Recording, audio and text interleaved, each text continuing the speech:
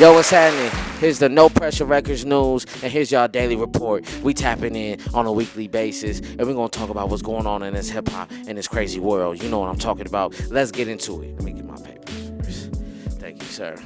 Can't start without my papers, right?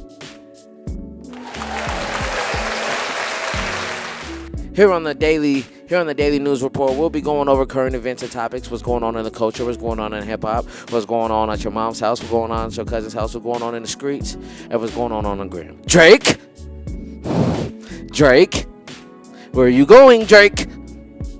Drake sells his $88 million. 88 million. 88 million. I can't even say the word because I can't even think about that amount of money. $88 million home, right? Drake selling his LA property. And he's been on the first flight to Toronto, where he doesn't want to live in the U.S. He won't be staying in the U.S. anymore. Drizzy Drake. Did the boogeyman scare you out of LA? Let's talk about it. Drake no longer wants to live in the United States. Hey, now you're leaving America. What happened? Selling all your properties this fast, it just seems a little suspicious. Now, we do understand that there was a shooting last week. There was a shooting a couple weeks prior on April 29th at The Weeknd's manager's house on the 17500 block of Jaden Lane. There was reports of a shooting, right? And if you see hear the clips of it, you can see the XO on the basketball court, and you can see where the chairs flipped over outside of the security stand. So there was a shooting, and the suspect 35 was shot, and remember seeing 3 suspects after being hit. He was in his guard shack working. And so fast forward a couple weeks, and there's a shooting outside of Drake's crib. And it seems like, with him getting cooked by Kendrick Lamar, this seems like a good way to end it. This is something serious, so this takes a lot away from the battle and what just happened, right? So it seems like okay, we kind of not forgot about it, but like, oh shit, somebody got shot at Drake's crib. That's a pretty big deal, right? So come to find out, Toronto police have linked information. Toronto, your hometown, Jersey, Drake. They linked and said the security card. So watching the investigation, the security car that was on duty with the car in front of his house.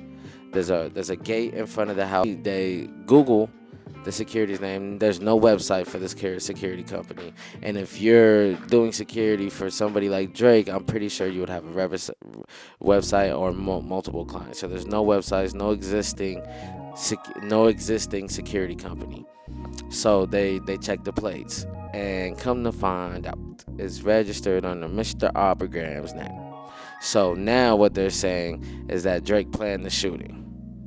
Now, if this is true, which if the Toronto Police Department is saying this, then we could say that this is probably true, right? That he faked the shooting. Now, did he fake it to get away from the heat? Drake? Did Drake pay for his own hit? Is that what we're saying? And are they saying that he didn't mean for it to go this far? Deeper, we'll see how this unfolds. But hey, once you're on top for a while, Jay-Z said it in that verse, they gonna come for it. It's gonna happen. So, hey, we'll see what happens. We'll see how it folds out.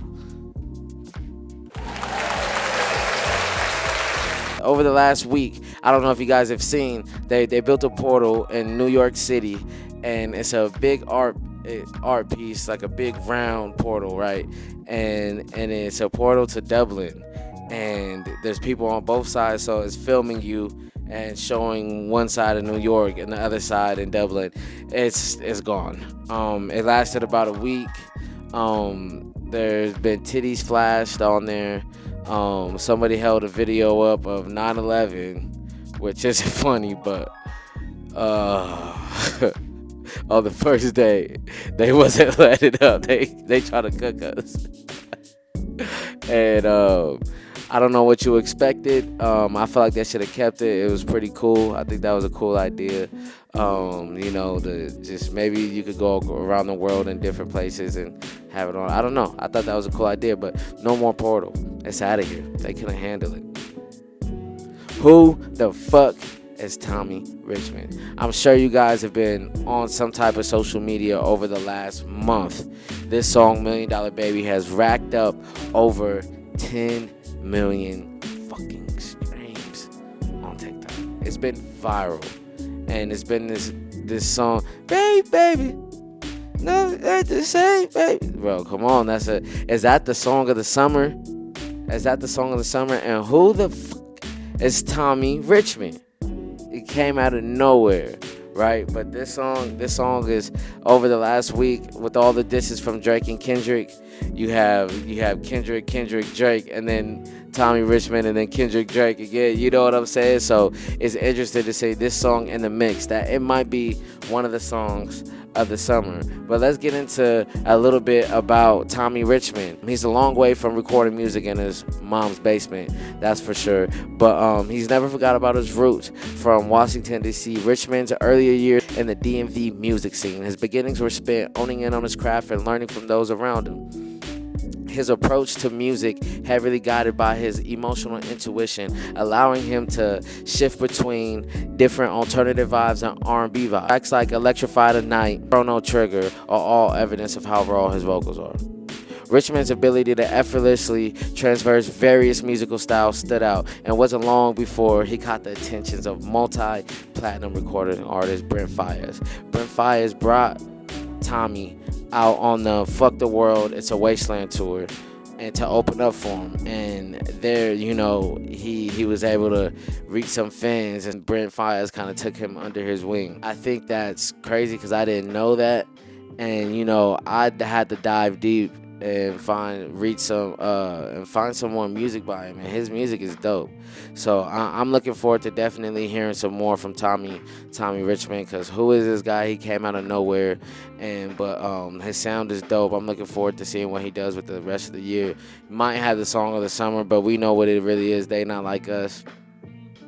But this song is definitely like growing on me every time I hear it. You can't get away from it. It's infectious. So shout out to Tommy Richman. For those who didn't know, that was a little insight. He's from Washington, D.C. He's been in the game for a few years now. He's dropped some music, so go ahead and check that out. And I'm sure he has some more music coming. Big Ack back in the news today with more rape allegations. Now, for those who pay attention in the slightest bit will know that this is a couple years old. This has happened for a while. This case was actually thrown out by the police. So she can't win criminally. There's no case criminally, so she's going civil. Trying to fight it civil and get some manyan, but it's not gonna work.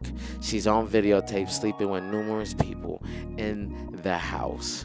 The police, her cry for rape. Police raided Academic's house and forgot the videotapes that he was willing to give to them. But they raided the house, they got the tapes and said there was no case. Nothing happened. There was no case.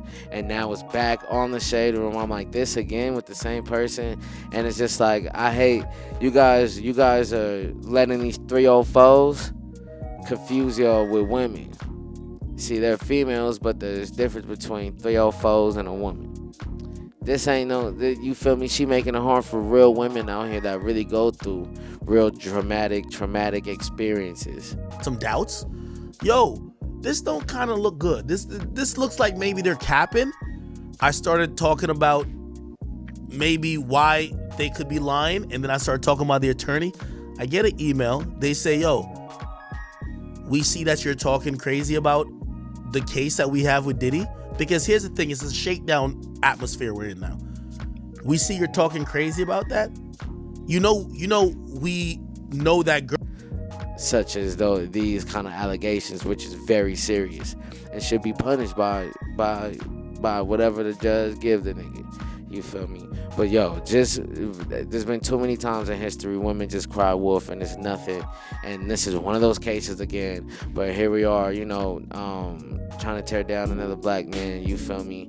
But hey, everyone was doing it with Diddy before we know what's going on, really. So this is what people do. You throw out a narrative and just throw it out there, and it's true without any evidence. But this is 304 activity, if you ask me. 304. If you don't know what that is, go look it up on GOO. Yeah, I know the rest. No more fucking rap beef. Yo, look, it's corny now. It's corny now. We just got fucking a fucking album's worth of material from two of the best rappers in the game.